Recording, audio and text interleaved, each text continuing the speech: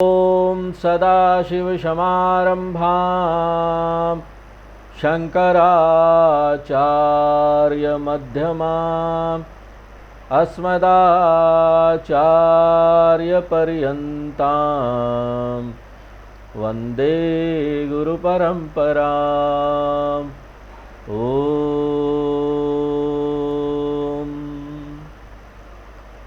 हम लोग 2022 से रामचरितमानस का अध्ययन कर रहे हैं। तो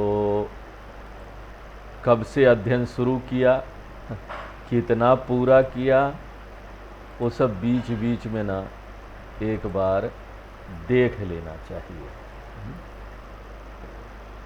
तो रामचरितमानस में 7 कांड है और फरवरी 2022 में बालकांड से हमने शुरू किया था। बालकांड में 341 दोहे करीब हैं, बालकांड से शुरू हुआ था। तो कितना साल हो गया? 2022, 23, 24, 3 साल हो गया। 3 वर्ष में हम कहाँ पहुँचे हैं? अयोध्या कांड के 124 नंबर दोहे पर पहुँचे हैं। अभी वो चल रहा है। बालकांड समाप्त हो चुका है, लेकिन हम आपको बताएं आधा रामचरितमानस इन्हीं 2 कांडों का है, बालकांड और अयोध्या कांड। बालकांड में 341 दोहे हैं और 314 दोहे हैं अयोध्या कांड में। बाकी जो 5 कांड है उसमें आधे दोहे हैं पूरा। कुल 1029 1000 करीब दोहे हैं।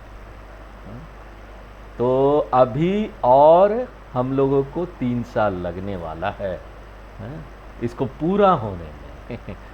कोई बात नहीं, हमारे पास बहुत समय है। आराम आराम से क्लास चलता है। इसलिए तो इसका नाम क्लास रखा गया, क्योंकि अध्ययन हो रहा है। कथा नहीं रखा गया या प्रवचन नहीं रखा गया, क्योंकि हम लोग गहराई से डिटेल में जाकर देख रहे हैं इसको। वेदांत की दृष्टि से भी देख रहे हैं, ज्ञान की दृष्टि से भी देख रहे हैं। तो अब भगवान राम कहाँ पर हैं? वनवास में। सीता जी, लक्ष्मण जी सब साथ में हैं। तुलसीदास जी को निर्गुण रूप तो पसंद है भगवान का, लेकिन उससे भी ज्यादा सगुण रूप पसंद है। वो बार बार आ जाते हैं सगुण रूप में। वैसे सही भी है, जब तक एक व्यक्ति को भगवान का रूप सुंदर नहीं लगने लगेगा, उसमें वो डूब नहीं जाएगा, तीव्र भक्ति नहीं आ जाएगी, तीव्र प्रेम भगवान के प्रति नहीं आ जाएगा, वो भगवान को जानना भी नहीं चाहेगा। जिससे हम प्रेम करते हैं उसको और जानना चाहते हैं ना, ज्यादा जानना चाहते हैं। आजकल लड़के लड़कियों में पहली नज़र में प्रेम हो जाता है। तो पहली नज़र का प्रेम ईश्वर के साथ हो जाना चाहिए। हमारा हम लोगों का प्रेम किसके साथ होना चाहिए? ये भगवान के साथ, राम जी के साथ। पहली नज़र का प्रेम। और ये जब पहली नज़र का प्रेम हो जाएगा तो उसके बाद कौन है, किस परिवार से है, कहाँ से आए हैं, कब जन्म हुआ था, सब जानना चाहिए। प्रकृति क्या है, धीरे धीरे सब जानना चाहिए। मेरे प्रेम का विषय होगा और प्रेम से बैठेंगे उसके लिए, सुनेंगे अपने शास्त्रों को कि भगवान आए कहाँ से, उनका मूल रूप क्या है। तो इस तरह से सगुण से हम निर्गुण में जाते हैं। तो सगुण बहुत महत्वपूर्ण है।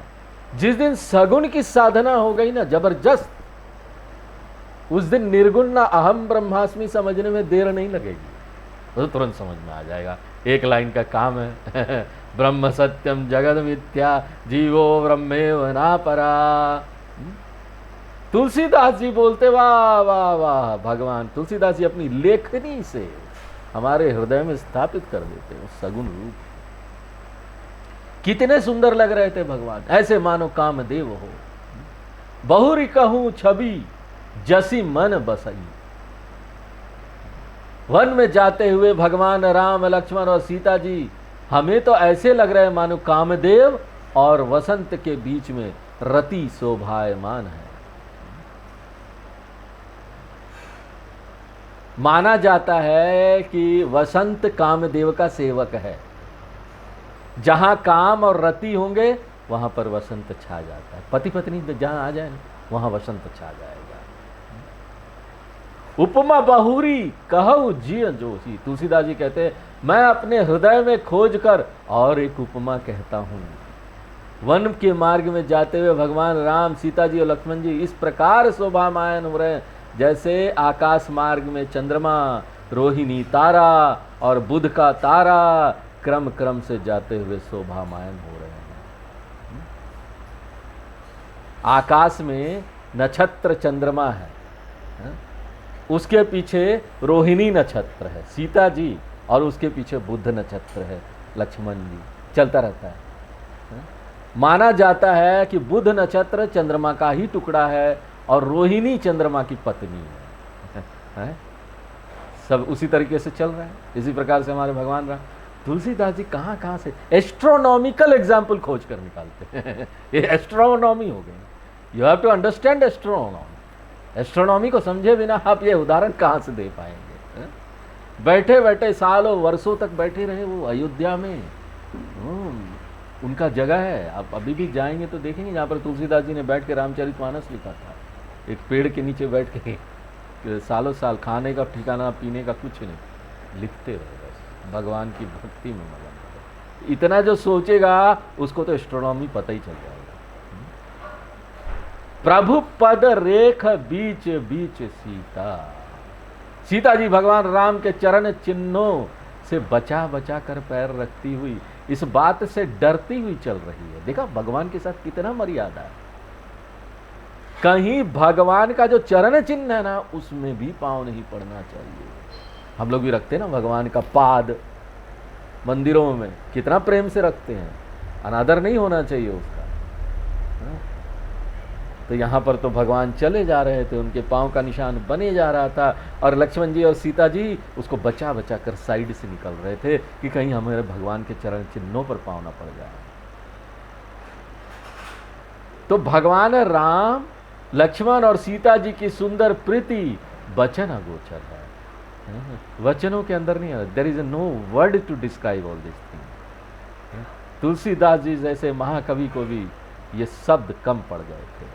तो सीमा से परे है उनकी सुंदरता, उनकी मर्यादा। खग मृग मगन देखी छवि होही। पशु पक्षी भी भगवान को इस प्रकार से देखते हैं तो वे भी भगवान की दिव्य छवि को देखकर प्रेमानंद में मगन हो जाते हैं। पशु पक्षी भी ना शांत हो जा रहे थे, पूरा जंगल शांत हो जा रहा था। हमको तो ऐसा लगता है कि ऐसे मन में आता है, तुलसीदास जी ने नहीं लिखा लेकिन हम यहाँ जोड़ रहे हैं, ऐसे मन में आता है कि उस समय जब भगवान जंगल में चल रहे होंगे ना, लोगों ने हिंसा छोड़ दी होगी। जो पशु पक्षी हिंसा ना, मीट खाए बिना जिनको मन नहीं लगता ना, वो भी छोड़ दिए होंगे। ऐसा व्यक्ति आता है ना तो दूसरा जो वातावरण है वो शांत हो जाता है। लोग वहाँ के शांत हो जाते हैं, हिंसा छोड़ देते। तो भगवान की दिव्य छवि देखकर पशु लोग भी मगन हो जाते हैं। भगवान के इस अति सुंदर बटोही रूप ने इनके मन को चुरा लिए। जब जानवरों के मन को चुरा लिए तो मनुष्यों की क्या बात है भैया। जिन जिन देखे पथिक प्रिय सिय समेत दो भाई। भगवान राम, लक्ष्मण और सीता जी, इन तीन प्यारे प्यारे पथिकों को जिन जिन मनुष्यों ने, पशु पक्षियों ने देखा, उन सब ने अगम संसार मार्ग को बिना श्रम के ही बड़े आनंद से पार कर लिया। इन तीनों को जिन्होंने देखा, देखा का क्या मतलब है? दर्शन किया। अब दर्शन किया का क्या मतलब है? जीव पीछे चल रहा है, लक्ष्मण जी, इससे पहले एग्जाम्पल आया था ना, लक्ष्मण जी जीव है, पीछे चल रहे हैं, बीच में सीता जी है। विद्या माया, विद्या माया यानी वेद उपनिषदों का ज्ञान, और परमात्मा आगे राम जी उससे एक हो गए। तो देखा यानी जिन्होंने ये देखा, यानी जिन्होंने ये सारा जो साधना का प्रोसेस है इसके अंदर आ गया। ये तीनों का जो एक साथ चल रहा है ना, उसमें सारा साधना का प्रोसेस आ गया वेदों का। पहले रूप देखो, बोलते ना फर्स्ट इंप्रेशन इज, बाहर से जो आप लोगों को देखते हैं, योर ड्रेस ये ड्रेस है। शास्त्रों में जाएंगे तो ऐसे तो आप बोलेंगे dress, first impression is your dress. आपका वो प्रेस होना चाहिए, कपड़ा वपड़ा। कहीं जा रहे किसी प्रोग्राम में तो लोग पहले इंप्रेशन से होते हैं, पहला इंप्रेशन लेते हैं, कोई अच्छा लगता है, अच्छा घर का व्यक्ति है, पूरा प्रेस व्रेस करके कपड़ा अच्छा पहन के आया, तो कपड़े से लेते हैं। तो हमारे लिए जो वेदांती लोग, उनके लिए कपड़ा क्या है? ये शरीर। भगवान बोलते ना गीता में, ये शरीर एक वस्त्र है। तो पहला इंप्रेशन ये वस्त्र हो जाता है। तो भगवान को भी देखकर, ये रूप देखकर भगवान का पहला इंप्रेशन हमारे मन में वैराग्य का आना चाहिए। हम भगवान के वैरागी रूप को देख रहे हैं, पीछे देखिए भगवान वैरागी रूप में चल रहे हैं, वनवासी रूप में। जिनके पास सब कुछ था, अब उनके पास चप्पल भी नहीं था, लेकिन चेहरे पर सिकन भी नहीं। ऐसा वैराग्य किसी के अंदर आ जाए तो वो तो संसार से छूट जाएगा ना, उसका संसार में मन ही नहीं लगेगा। उसको तो बस शास्त्रों में मन लगेगा, भगवान में मन लगेगा, गुरु के वचनों में मन लगेगा, वेदांत के वचनों में मन लगेगा। इतना सुंदर रूप राम जी का, सीता जी का दिव्य स्वरूप, सद्भाव, उनके गुण, उनका शील, बार बार स्मरण हम करते हैं। ऐसा स्मरण करते रहेंगे तो ज्यादा स्मरण नहीं, ज्यादा श्रम नहीं करना पड़ेगा, एफर्ट नहीं करना पड़ेगा। एफर्टलेसली हम इस संसार को पार कर जाएंगे। कहीं बीच में बाधा नहीं आएगा, झाड़ झंकाड़ में नहीं फंसेंगे हम। अजहु जासु उर सपने हूं काऊ। तुलसीदास जी कहते हैं कि आज भी जिसके हृदय में जब कभी भी स्वप्न में भी भगवान राम, लक्ष्मण और सीता जी इस प्रकार से पथिक के रूप में आ बसे, तो उसको भी भगवान राम का धाम प्राप्त करने के लिए रास्ता मिल जाएगा। और इस संसार को भव अटवी इसीलिए कहते हैं, क्योंकि जीव इसमें फंस कर इसी के भीतर भटकता रहता है। इससे बचने का रास्ता, उपाय क्या है? वन में विचरते हुए भगवान का वो सगुण रूप, उन्हीं की कृपा से रास्ता मिलेगा। वेदांत का सिद्धांत यह है कि संसार में वही लोग फंसते हैं जो विषयों में आसक्त रहते हैं। अगर विरक्त हो जाए व्यक्ति तो फंसने का कोई सवाल नहीं ना। हमने खुद ही अपने आप को बांधा है यहाँ पर विषयों में, और बोलते देखो हम फंस गए। अरे खुद ही फंसे हुए हो, किसी ने आपको बांधा थोड़ी ना है। छूट जाइए। मन में जिस दिन ये विचार आ जाए कि हमको छूटना है तो कौन रोक सकता है? और मन में वे विचार ना आए तो भगवान भी आ जाए, हिला नहीं सकते। जिसके मन में खुद नहीं आता हमको ये करना है, उसको आप कितना हिलाएंगे? हिला के भी कुछ नहीं हो सकता है। तो जिस तरह से भगवान राम विरक्त होकर वन में चले जा रहे थे, भगवान का वही वैरागी रूप अपने मन में स्मरण करे, तो जैसे वो विरक्त है इसी प्रकार से अपने मन में भी वैराग आ जाए तो संसार नाम की कोई वस्तु कहीं नहीं रह जाएगी, पार हो गए उससे। वैराग्य के अधीन है ज्ञान, वैराग आएगा तो ज्ञान आ जाएगा। ये एक पात्रता पूरी कहानी में बताई गई, इतना बड़ा रामचरितमानस। तत्वबोध में आपको नहीं मिलेगा इसको कैसे प्राप्त करना है। तत्वबोध में हमने आपको बताया 4 पात्रता, विवेक, वैराग्य, समाधि, षटक संपत्ति, मुमुक्षुत्वम। अब वहां पर यह नहीं बताया कि वैराग्य को कैसे प्राप्त करना है। अब यहां देख लो, ऐसे प्राप्त करना, दिस इज ए टेक्निक। जितना आप वैरागी रूप भगवान का, यहां राम जी का है, विस्तार से हम लोग देख रहे हैं राम जी का वैरागी रूप। और ज्यादा वैराग्य प्राप्त करना है ना, भोले बाबा को रख लो और जल चढ़ाते रहो। उनसे, उनके जैसा वैरागी और कौन है? वस्त्र भी ठीक नहीं है जहां जहां देखो पेड़ के नीचे बैठ जाते हैं कैलाश में, कोई घर और महल भी नहीं है उनका। तो ये सब देखकर अब आपको आपका भी छूट जाएगा। इसलिए जल्दी न महादेव का भक्त मत बनिए।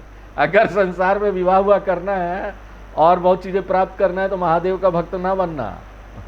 तो बनना तो पूरा परिवार रखना। इसलिए हमारे आश्रम में स्वामी जी लोग विरक्त हैं, सन्यासी लोग हैं, तो वो लोग ना वो परिवार वाला कैलेंडर नहीं रखते थे जिसमें भगवान शिव भी है, पार्वती जी भी है, दोनों बच्चे भी है, वो नहीं रखते थे। खाली भगवान शिव ध्यान कर रहे हैं, विरक्त रूप, ताकि सब विरक्त रहे हमेशा। तो जैसा आपको बनना है वैसा भगवान का रूप देखो, जो चाहिए वैसा देखो। ये टेक्निक है। योग शास्त्र में इसको बोलते हैं प्रतिपक्ष भावना। प्रतिपक्ष भावना यानी जिस चीज से आपको छूटना है ना उसमें दुख देखो, उसकी विपरीत चीजें देखो। विषय नहीं छूट रहे तो भगवान की कहानी सुनो, कथा सुनो, वैरागी वाला हो जाएगा। अपने आप आपको पता भी नहीं चलेगा कैसे वैराग आ जाएगा और कब आ जाएगा। और जब वैराग आ जाएगा तो फिर ज्ञान भी आ जाएगा, मुमुक्षुत्व भी आ जाएगा, विवेक भी आ जाएगा, है ना, सब आ जाएगा। दौड़े दौड़े चले आएंगे सब। गीता में भी भगवान बोलते हुए असंग शस्त्रेण दृढ़ेन छित्वा, बोलते ये जो असंगता है ना, ये जो वैराग्य है ना, शस्त्र है। वहां पर तो लड़ाई चल रही है ना, तो भगवान शस्त्र उस्त्र का उदाहरण देंगे। गीता में तो लड़ाई चल रही है, युद्ध। जो पथ पांव कबहु मुनि कोई, तुलसीदास जी कहते हैं, इसलिए जिस मार्ग को कोई विरले ही मुनि प्राप्त कर पाते हैं, आज भी उस मार्ग को वो व्यक्ति पा जाएगा जिस व्यक्ति के मन में ऐसा वैराग आएगा, जो ऐसे भगवान के रूप को देखेगा कि वन मार्ग में पथिक बनकर भगवान राम, लक्ष्मण और सीता जी जा रहे हैं, उसके मन में ये हृदय में बात बस जाएगी, तो ऐसा व्यक्ति छूट जाएगा। तब रघुवीर श्रमित सिय जानी, तब भगवान राम ने जाना कि अब सीता जी चलते चलते थक गई है। तो वहीं एक पेड़ था, घना छांव, ठंडा पानी दिखाई दिया। भगवान ने कहा चलो अब यहाँ विश्राम करना चाहिए, सीता जी थक जा रही है। तो भगवान ने लक्ष्मण जी के लाए हुए कंदमूल फल खाकर रात्रि में वहीं वट वृक्ष के नीचे विश्राम किया और सुबह सुबह स्नान आदि करके आगे की यात्रा फिर से प्रारंभ हुई। देखत बन सर शैल सुहाई, रास्ते में वन, नदियाँ, पहाड़ देखते हुए भगवान राम कहाँ पहुँच गए? वाल्मीकि ऋषि के आश्रम में। मूल रामचरितमानस किसने लिखा? वाल्मीकि जी ने लिखा, जो संस्कृत में रामायण बोलते, वो संस्कृत में। उसी के आधार पर इतने सारे वर्षन आ गए, इतने सारे लोगों ने लिखा। और जो तुलसीदास जी का है ये रामचरितमानस, ये बहुत प्रसिद्ध हुआ। अब देखो राम जी वहां भी पहुंच गए। मुनि का आश्रम बड़ा सुंदर था, सुंदर पर्वत, वन, साफ पवित्र जल,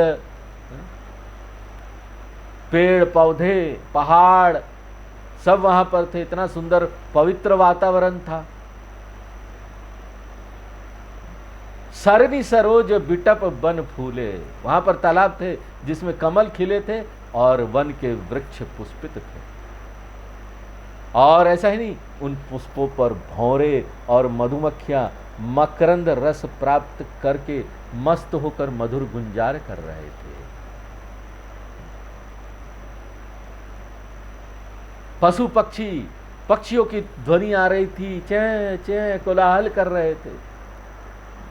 सब पशु पक्षी आपसी वैर भाव का विस्मरण करके, इसको भुलाकर निर्भय और प्रसन्न होकर विचरण कर रहे हैं। तो पंचतंत्र की जो कहानियां ली गई है ना, शायद यहीं से ली गई होगी। पशु पक्षी निर्भय हो जाते हैं, वो लोग भी नियम का पालन करते हैं। पंचतंत्र की कहानियों में दिखाया गया कि जो पशु पक्षी है ना, जंगल में आदमियों की तरह रहते हैं और उनकी कहानियों से अच्छे अच्छे जो नैतिक गुण हैं वो बच्चों में डालने का प्रयत्न किया गया। बड़ी अच्छी कहानी है पंचतंत्र की। और वो वहाँ पर जानवर ऐसे रहते हैं जंगल में जैसे कि आदमी लोग रहते हैं, उनके नियम हैं, वो नियम से रहते हैं, नियम से खाते हैं, इस तरह से। सुचि सुंदर आश्रम निरखी हर से राजीवनेन, पवित्र और सुंदर आश्रम को देखकर कमल नयन भगवान राम बहुत प्रसन्न हुए। उधर वाल्मीकि जी के शिष्य इत्यादि ने जाकर वाल्मीकि जी को बताया कि भगवान राम, लक्ष्मण और सीता जी आ गए हैं। तुरंत ही वाल्मीकि जी आश्रम से निकलकर उनका स्वागत करने बाहर आ गए। चलो राम जी हमारे आश्रम में आ गए हैं। भगवान ने जब वाल्मीकि मुनि को अपनी ओर आते देखा तो उन्होंने मुनि को दंडवत प्रणाम किया। भगवान है तो क्या हुआ, वो इस समय एक रूप में थे, एक अवतार में थे, एक मनुष्य के रूप में थे, तो उनको वो नियम और मर्यादा का पालन करना था जो शरीर का। शरीर के नियम और मर्यादा का पालन हमको करना चाहिए। वाल्मीकि जी ने भी शरीर के नियम और मर्यादा, क्योंकि वो मुनि थे, ऋषि थे, उन्होंने आशीर्वाद दिया। भगवान एक क्षत्रिय राजकुमार के धर्म के अनुसार ऋषि वाल्मीकि जी को उन्होंने प्रणाम किया। देखी राम छवि नयन जुड़ाने। अभी तक वाल्मीकि जी भगवान राम के निर्गुण निराकार रूप का ध्यान करते थे, लेकिन अब भगवान के सुंदर स्वरूप को साक्षात देखकर उन्हें अत्यधिक प्रसन्नता हुई और फिर वे भगवान को बड़े सम्मान पूर्वक आश्रम में लिवा लाए। मुनिवर अतिथि प्राण प्रिय पाए। वाल्मीकि जी का सबसे अधिक प्रेम जिसमें था वो तो भगवान राम के बड़े भक्त थे, इसलिए तो उन्होंने इतना सुंदर रामायण रच डाला संस्कृत में। परम प्रेम के पात्र भगवान राम, और वो स्वयं आश्रम में आ गए थे, तो मुनि बहुत प्रसन्न है। भगवान के लिए भोजन की व्यवस्था के रूप में कंद मूल फल मंगाकर धो पोछ कर भगवान के सम्मुख प्रस्तुत किए। सीता जी और लक्ष्मण जी सहित भगवान ने सबने फल खाए और वाल्मीकि जी ने उनके लिए आश्रम में ठहरने की व्यवस्था भी की। भगवान विश्राम करने लगे। वाल्मीकि जी खूब प्रसन्न है कि आज भगवान की मंगल मूर्ति के दर्शन हुए हैं। तुलसीदास जी यह बताते रहते हैं कि भगवान के प्राप्त होने से परमानंद की प्राप्ति होती है, क्योंकि भगवान तो आनंद स्वरूप ही है। भगवान आनंद स्वरूप, सच्चिदानंद स्वरूप भगवान। इसके बाद वाल्मीकि जी और भगवान राम आपस में बात करने के लिए एक साथ बैठते। तब भगवान राम हाथ जोड़कर मधुर वाणी में बड़े प्रिय वचन बोलते हैं। तुम त्रिकाल दर्शी मुनिनाथा। हे मुनिनाथ, आप तो त्रिकालज्ञ हो और सारा विश्व आपके लिए बदर जिमी मने हाथ पर रखे पेड़ के समान स्पष्ट दृष्टिगोचर है। तीनों काल की बात आप जानते हैं, पूरा विश्व में के बारे में आप जानते हैं। वेदांत भी यही कहता है ना कि आत्मज्ञान प्राप्त करके व्यक्ति सर्वज्ञ और सर्ववित्त हो जाता है। यहां भगवान ने वाल्मीकि जी को त्रिकालज्ञ और सर्ववित्त कहा, तो भगवान के वचन झूठे तो हो नहीं सकते। वाल्मीकि जी ने जिस परम भगवान की विरक्त होकर तपस्या की, इससे क्या हुआ कि उनका तमोगुण रजोगुण छूट गया, सत्वगुण की वृद्धि हो गई और आत्मज्ञान परमात्मा ज्ञान हृदय में प्रकट हो गया। जब ये अवस्था प्राप्त हो गई तब वो क्या हो गए? त्रिकालदर्शी हो गए। सारा जगत फिर उनके लिए हाथ पर रखे बेर के समान है। यदि व्यक्ति देहा अभिमानी है ना तो काल के अंतर्गत आ जाएगा। त्रिकालदर्शी का क्या हुआ? अर्थ हुआ काल से परे निकल जाना। एक ज्ञानी काल से परे निकल जाता है। अगर वो सच्चिदानंद स्वरूप आत्मा अपने को जान लेता है तो फिर वो काल से परे निकल जाता है। वो त्रिकालज्ञ। तीनों काल का रहस्य पता चल जाता है कि क्या है ये काल है भी कि नहीं है। टाइम एग्जिस्ट और not exist. Is it exist separately? अलग से एग्जिस्ट करता है क्या टाइम? या फिर टाइम जो है सृष्टि के ताने बाने में बुना हुआ है। आइंस्टाइन ने इस बात को सबसे पहले बोला था कि जो टाइम है, जो काल है ना, वो सृष्टि के साथ ताने बाने में उसमें बुना हुआ, उसको अलग नहीं कर सकते। तो जो व्यक्ति इस रहस्य को जान लेता है, आइंस्टाइन बाहर से समझने का प्रयत्न कर रहे थे, वो संभव नहीं था इसको जानना। हमारे ऋषियों ने एक जगह बैठकर ध्यान में और ज्ञान से अंदर से इसको बूझ लिया कि इसका रहस्य क्या है, टाइम का, स्पेस का रहस्य क्या है, what is time and space. और जब इस टाइम और स्पेस का रहस्य जान लिया कि ये सब मिथ्या है, तो क्या हो गया, वो टाइम और स्पेस से परे निकल गए। त्रिकालज्ञ इसी को बोलते हैं। त्रिकालज्ञ से ये मत समझिए कि किसी ज्ञानी व्यक्ति के पास आप जाएंगे और फिर ना वो आपको बता देगा आगे आपके साथ क्या होने वाला है, पीछे क्या हुआ था, है? ये सब नहीं। त्रिकालज्ञ यानी शास्त्र की जो मनसा है त्रिकालज्ञ के बारे में बताने का, वो क्या है, ज्ञानी होकर आप रहस्य जान लेते। ये है क्या, what is time space, beyond that, you are beyond that, और आप उससे परे निकल जाते। अस कहीं प्रभु सब कथा बखानी, ये कहने के बाद भगवान ने ये सब कथा मुनि को बताई कि किस प्रकार से कई माता ने उन्हें वन में जाने की आज्ञा दी। भगवान राम वाल्मीकि जी से कहते, हे तात, माता ने हमें जो वनवास दिया उससे हमें लाभ ही लाभ हुआ। देखो कितना सुंदर बात है, किसी ने आपके साथ ऐसा व्यवहार किया, राज्यपाट मिलने वाला था और आपको वनवास दे दिया, लेकिन फिर भी आप उसके लिए अच्छा बोल रहे हो, आपकी माता है, लाभ बता रहे। हमको लाभ देखना चाहिए, हर समय रोते नहीं रहना चाहिए अपने जीवन को लेकर, सब बर्बाद हो गया, सब खराब हो गया। हमको ना सकारात्मक, एक आध्यात्मिक व्यक्ति, एक साधु संत को हमेशा सकारात्मक सोच रखना चाहिए। हमारे पास है क्या, क्या है हमारे पास, सब कुछ चले जाए ना तब भी ये सोचो क्या है हमारे पास। अभी हम लोग एक डॉक्टर के पास गए थे, वो डॉक्टर साहिबा बोल रही थी, बहुत 40 साल का एक्सपीरियंस है, अनुभव है, 70 साल की होगी, प्रैक्टिस कर रही थी। तो वो बताती है कि जब हमारे बच्चे 10-15 साल के थे तभी हमारा पति हमें छोड़कर चला गया, हमारे सामने ही हार्ट अटैक हो गया, मेरी सास सामने, और वो इतना रोने लगी, लेकिन मैं संभाल ली, मैं खड़ी थी। मैंने उसी दिन उनका दाह संस्कार किया, क्योंकि वो खुद भी डॉक्टर थी, तो देख लिए खत्म हो गए, ऑन द स्पॉट डेथ। बच्चे को पालना है, थोड़ी देर के लिए मायूस हुई, लेकिन वो बताती है मैंने अपने भगवान को अपने हृदय में धारण किया कि ये मेरे भगवान है, मेरा साथ देंगे, और फिर देखा कि मेरे पास क्या क्या चीजें हैं, क्या है इस समय मेरे पास। वही बोला सबसे बड़ा सुंदर तो ये बात है कि मेरे पास एक सुंदर शरीर है जिससे मैं कुछ कर सकती हूँ, एक दिमाग है जो अभी भी चल रहा है, ब्रेन डेड नहीं है। जितना भी खराब परिस्थिति आ जाए जीवन में, एक आध्यात्मिक व्यक्ति को अपने मुंह से भी ये बात, नकारात्मक बातें नहीं निकालनी चाहिए।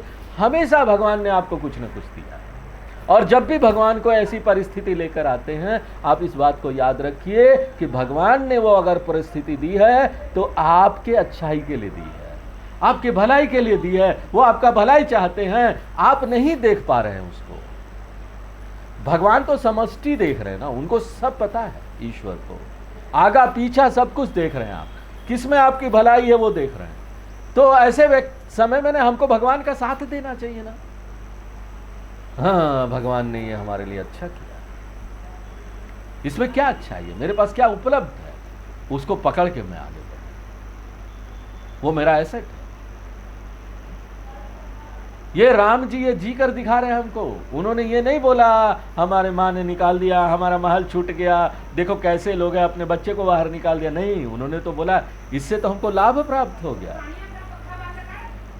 माता की इच्छा पूरी हुई, पुत्र को राज्य मिले, माता की इच्छा पूरी हो गई, पुत्र को राज्य मिले, ये एक लाभ है। अब राम जी को तो राज्य मिला नहीं, भरत को राज्य मिला, और वो भरत के लिए बोल रहे हैं कि भरत को राज्य मिला तो मां की इच्छा पूरी हुई ना कि उनके पुत्र को राज्य मिल गया। बस ये लाभ है, ये लाभ मुझे मिला। अरे मुझे राज्य मिला या ना मिला वो क्या लेना देना। राम जी तो पहले से चाहते थे कि उनके भाइयों को राज्य मिल जाए, उनको नहीं, उनके भाइयों को भी ये राज्य का जो पोर्शन है, जो भाग है, वो मिलना चाहिए।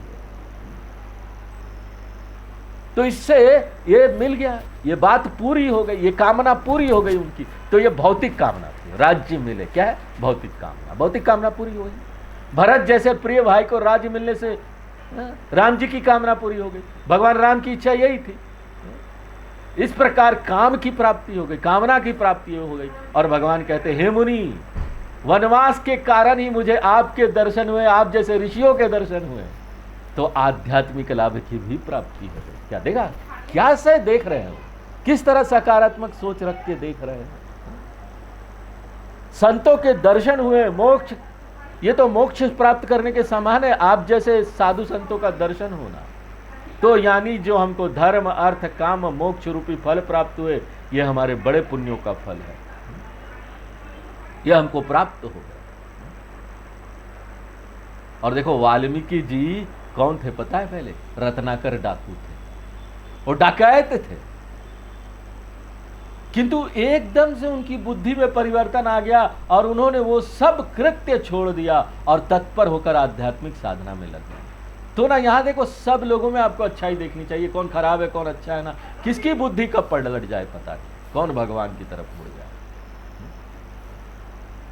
जब किसी के पुण्य उदित होते हैं ना, तो 4 पुरुषार्थ धर्म अर्थ काम मोक्ष की प्राप्ति होती है। इस शास्त्रों का सिद्धांत है।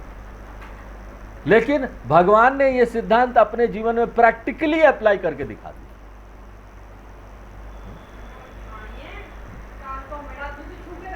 हाँ। देखी पाय मुनि राय तुम्हारे, भगवान राम कहते हैं कि हे मुनि राय, आपके चरणों के दर्शन प्राप्त करके हमारे सारे पुण्य फलदायी हो गए। और उसका अंतिम फल क्या है मालूम है? परमानंद हमें प्राप्त हो गया। ज्ञान का अंतिम फल क्या है? आप आनंदित हो जाएंगे, अशांति कभी जीवन में नहीं रहेगी, चिंता रहेगी नहीं। एवरी चिंता has gone, every worry gone.